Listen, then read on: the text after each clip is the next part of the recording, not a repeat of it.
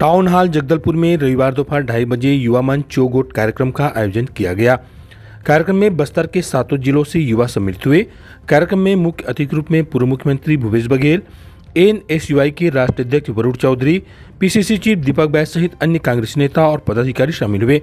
कार्यक्रम में युवाओं ने भूपेश बघेल, दीपक बैज और अध्यक्ष वरुण चौधरी से क्षेत्र में छात्रों की हो रही समस्याओं के विषय में और नक्सलवाद के मुद्दे पर प्रश्न पूछे, जिसका जवाब मंचासीन नेताओं ने दिया।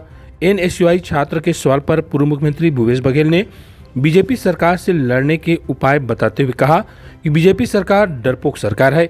यह पहले डराती है, पर यदि आपने डटकर मुकाबला किया तो बीजेपी डरकर भाग जाएगी। उन्होंने उदाहरण देते हुए बताया कि जिस तरह किसी गली में कुत्ते गाड़ियों के पीछे भौंकते हुए दौड़ते हैं, परंतु यदि आप गाड़ी रोककर उनकी तरफ जाते हैं तो वह भाग जाता है।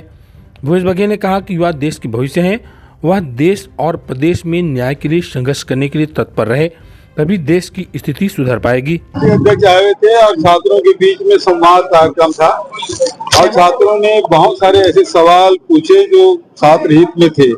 पिछले सरकार में हम लोगों ने छात्र हित में जो निर्णय लिए थे वो सब इस सरकार ने बंद कर दिया। इस बात की नाखुशी हमारे छात्रों ने जाहिर की। पहले बस्तर में माहौल अब बदल रहा है, पहले टारगेट में पत्रकार थे, अब ठेकेदारों के टारगेट में पत्रकार।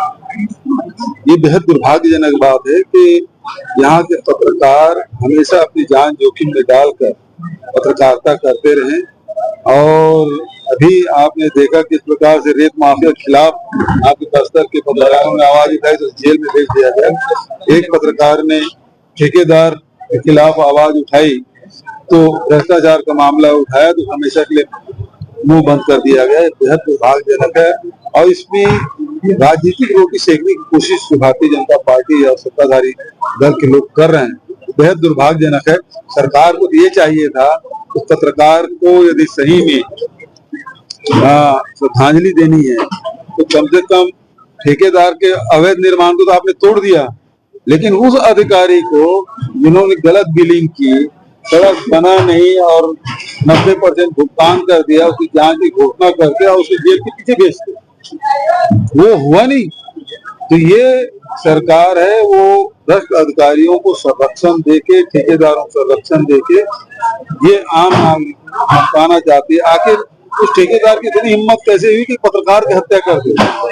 तो निश्चित रूप से सत्ता का बर्दाश्त रहा है और इस कारण से ये इतना दुस्साहस करता है। कानून को लागू होना तो बहुत तक नहीं है। देखिए हमने कानून पास कर दिया, लागू इसको करना था। आरक्षण का भी हमने किया था और पत्रकार कानून, सुरक्षा कानून भी चाहिए, लेकिन ये सरकार तो बिल्कुल उस दिशा में आगे बढ़ रही है।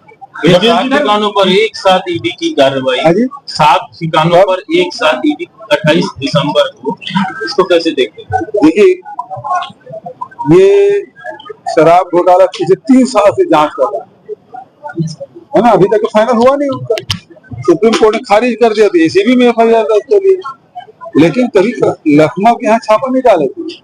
लेकिन लखनऊ का दोष ये है कि जो बजट में नहीं है, इस काम के टेंडर नहीं लगे, उसके बारे में उन्होंने विधानसभा में प्रश्न क्या कर दिया कि जो दोषी अधिकारी उनके खिलाफ तो कार्रवाई नहीं हुई, लखनऊ के घर जरूर छापा पड़ा।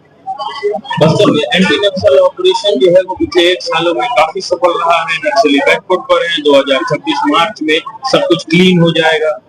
देखिए जहाँ तक नक्सली के पीछे हटने की बात है तो पिछले 5 साल में हमारी सरकार ने काम किया था, लोगों को अधिकार संपन्न बनाने का काम किया था और यहाँ इंफ्रास्ट्रक्चर का जाल बिछाया था। उसका परिणाम है कि नक्सली 600 गांव खाली कर दिए, लेकिन उसके पहले 600 गांव आदिवासी खाली कर दिए। ये अंतर आया था। अभी जो फिर नक्सली खत्म हो सब कोई चाहते हैं, लेकिन निर्दोष आदिवासी मारे नहीं, जेल में बंद किए जा रहे हैं, नाबालिग बच्चे मारे जा रहे हैं। इस प्रकार की कार्रवाई हो रही है। बीजापुर की घटना को लेकर लगातार बातें भी सामने आ रही है कि आरोपी जो ठेकेदार है लंबे समय से आपके ही पार्टी के विधायक विक्रम मुंडा भी ऐसी मोर्चा का अध्यक्ष अभी तो भारतीय जनता पार्टी में शामिल हो गया, उस बारे में नहीं पूछेंगे। भारतीय जनता पार्टी में शामिल हो गया और दूसरे बात है 15 दिन पहले मुख्यमंत्री निवास हो गए थे, तो ये ताकत तो वहीं मिली ना। उसके हमारे साथ था तो किसी पत्रकार का हत्या तो नहीं किया था, लेकिन जैसे भाजपा में शामिल हुआ मुख्यमंत्री निवास से होकर एक पत्रकार की हत्या कर दी, तो ताकत कहाँ से मिला? बिल्कुल संरक्षण है। तो उनको नॉन परफॉर्मर बोलकर कि वो एलिजिबल नहीं है, उन नियुक्तियों को कैंसिल करा जा रहा है और 8% आप देखेंगे मुश्किल 2-3-4% को आरक्षण लागू किया जा रहा है, बाकी सीटें खाली रखी जा रही है और उन सीटों को जनरल में कन्वर्ट करने का जा रहा है। तो जितना बड़ा छल देश में चल रहा है, तो हमने आदिवासी छात्र छात्राओं से बातचीत भी रखी। साथ के साथ आपने देखा होगा छत्तीसगढ़ के अंदर जो योजनाएं कांग्रेस पार्टी ने चालू करी थी, वो फ्री बस सर्विस की होगी, उसकी हालत क्या है, वो योजना रोक दी गई है। और मुझे 2-3 दिन पहले पता चला कि 3000 नौकरियां भी सरकार ने कैंसिल कर दी। पहली बार सरकार देखने को मिल रही है, हर बार सरकारें होती थी वो ये वादा करती थी कि इस साल हमारी कच्ची नौकरी है, अगर हम सरकार में आएंगे तो नौकरियों को पक्की कर देंगे। ये पहली ऐसी सरकार है कि कच्ची पक्की नौकरी को छोड़िए 3000 नौकरियां तक कैंसिल कर दी। तो हमने बस्तर के छात्र छात्राओं से संवाद करा, उनकी समस्याओं को जाना। वो लोग भी मानते हैं कि किस तरीके से बार बार जो आरक्षण पर संविधान पर सरकार आक्रमण कर रही है। खुले तौर पर जो अमित शाह जी का बयान था संसद के अंदर, आप लोगों ने देखा होगा कि देश के संविधान का कितने अपमान करा गया, उसी जो आलोचना को देखकर हम देखेंगे जो एजुकेशन इंस्टीट्यूट है उन पर सरकार भेदभाव कर रही है। जो नौकरियां, जो PSU की नौकरियां, तो उनको प्राइवेट करने का भी काम कर रही है। प्राइवेट करने का काम भी इसलिए हो रहा है कि कहना कि आरक्षण को लोगों को ना मानना। खासतौर SC/ST OBC ट्राइबल स्टूडेंट से हमारा आज संवाद था, इनकी जो मांगे उनको पूरे देश भर में लेकर जाएंगे। तो बस्तर की आवाज को रायपुर होते हम दिल्ली तक ले जाने का काम करेंगे हमारा पूरा। ये आयोजन केवल ट्राइबल एरिया में ही है, अभी हमारे आयोजन है खासतौर पर ट्राइबल एरिया, ट्राइबल स्टूडेंट्स के साथ हमारे